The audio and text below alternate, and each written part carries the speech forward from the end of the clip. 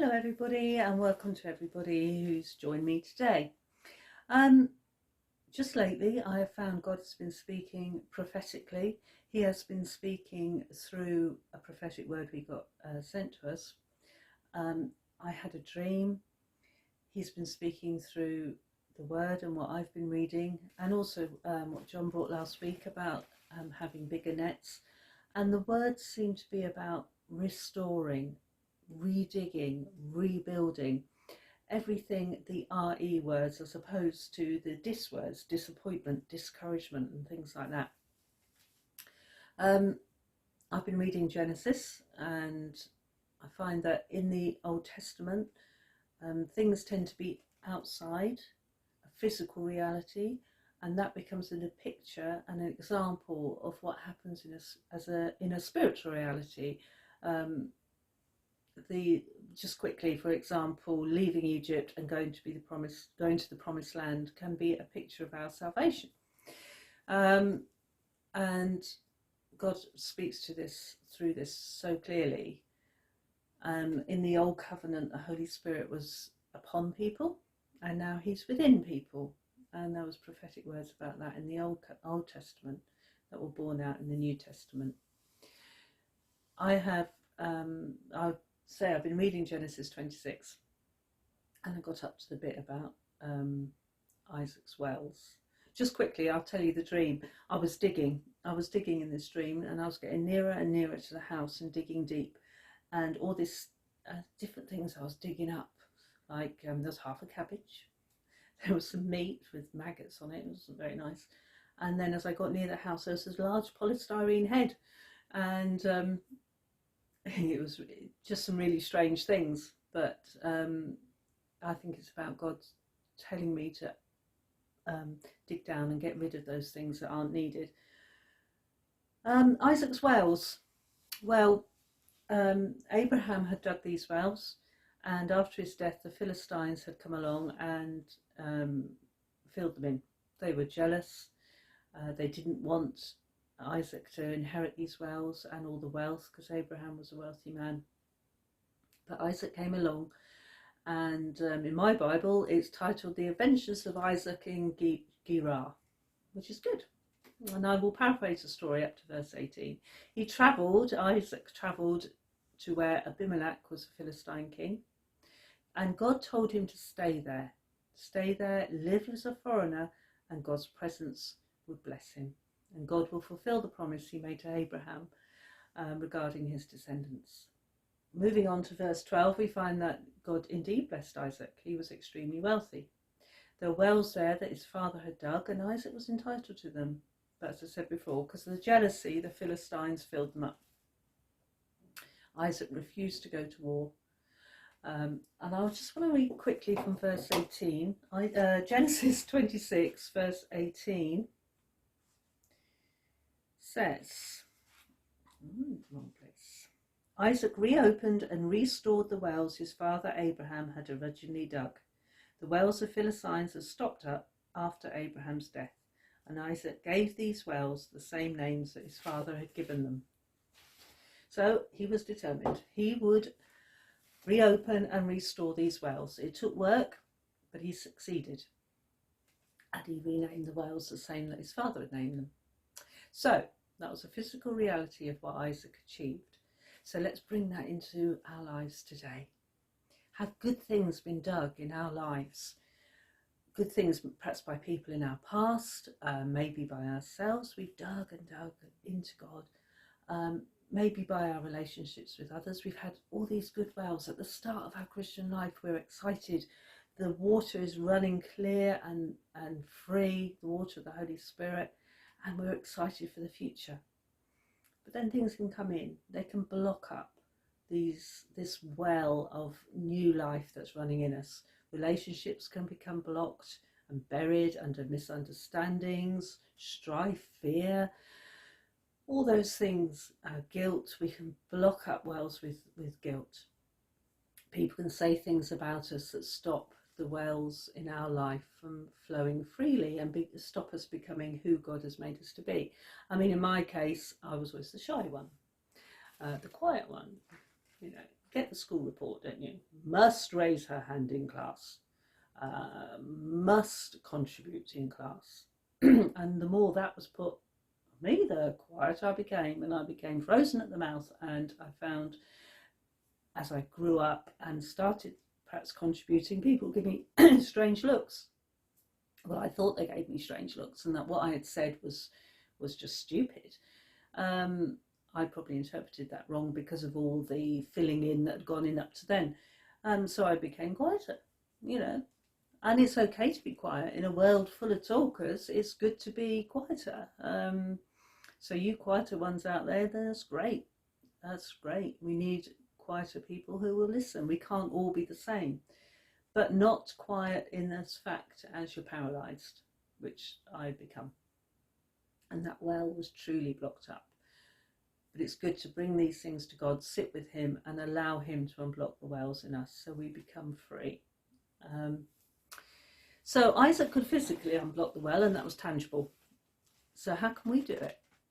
I mean, as we sit with God, bring these things to him, forgive people or situations that cause the blockage in the first place, even forgive ourselves for adding to the blockage, we will see tangible results in our lives.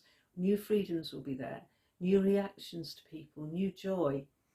Boundaries may still need to be put in place. So, you're not unsafe. You can put boundaries in place, but forgiveness can happen within those boundaries. As we read on, in the end of Genesis 26, we see what happened between Isaac and King Abimelech. And if I've got time, I might finish with that, but you can always read it for yourself.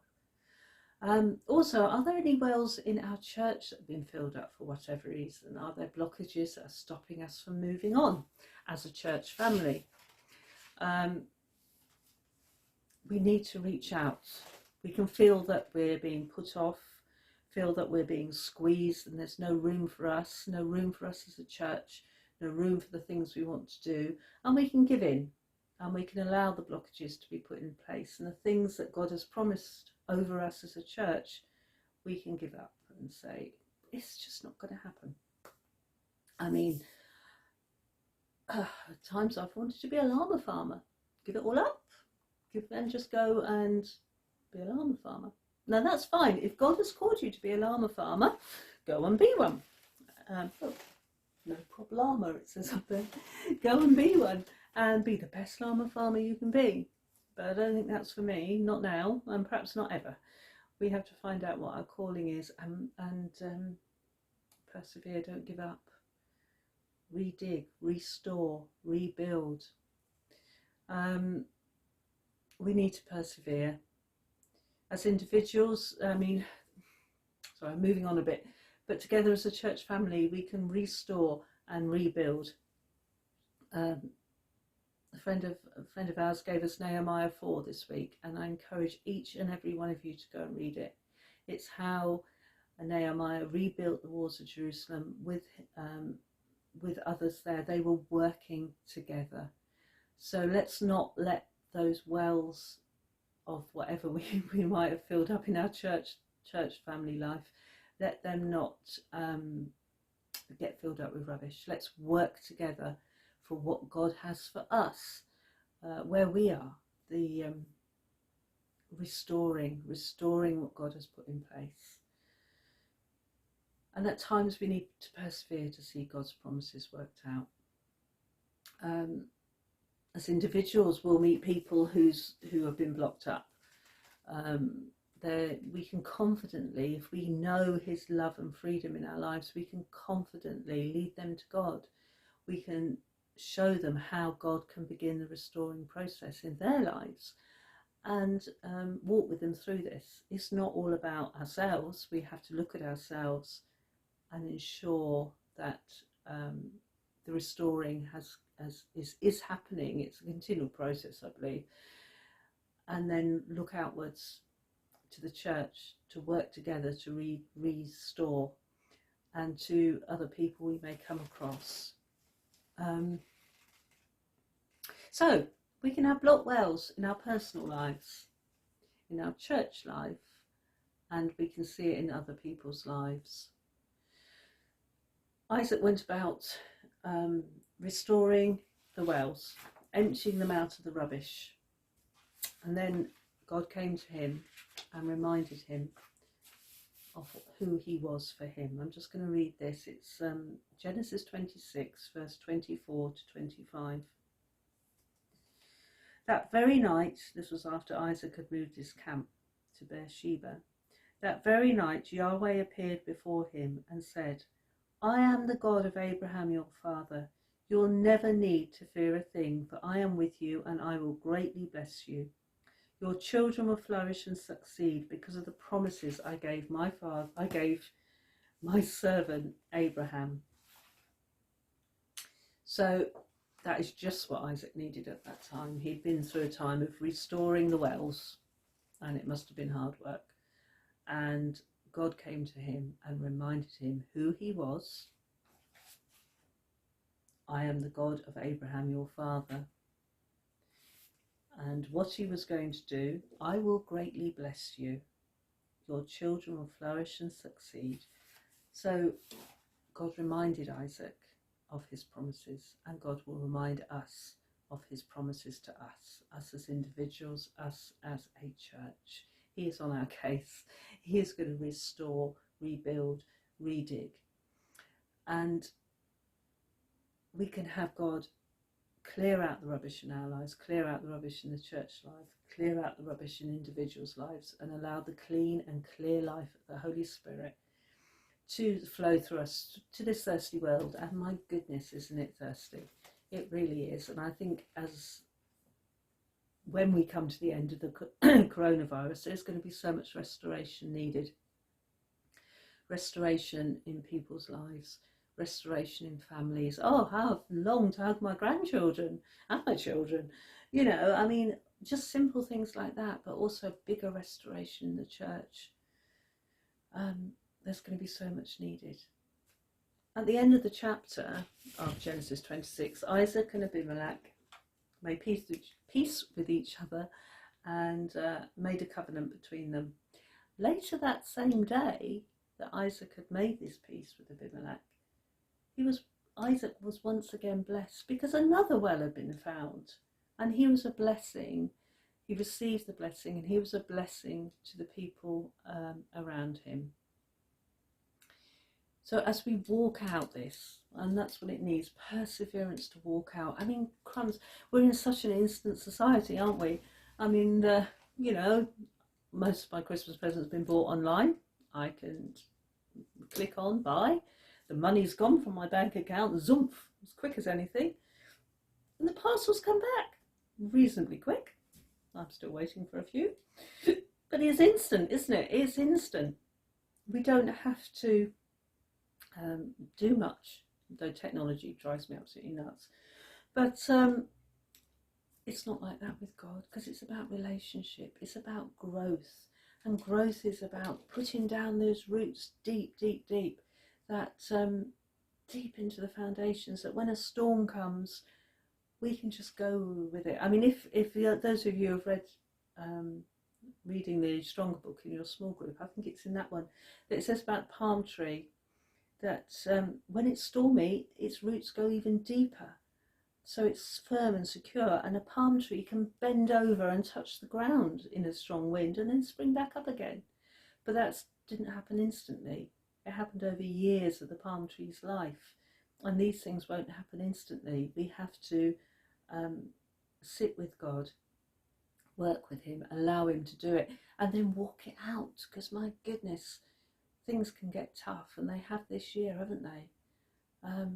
But we walk it out with God and we persevere.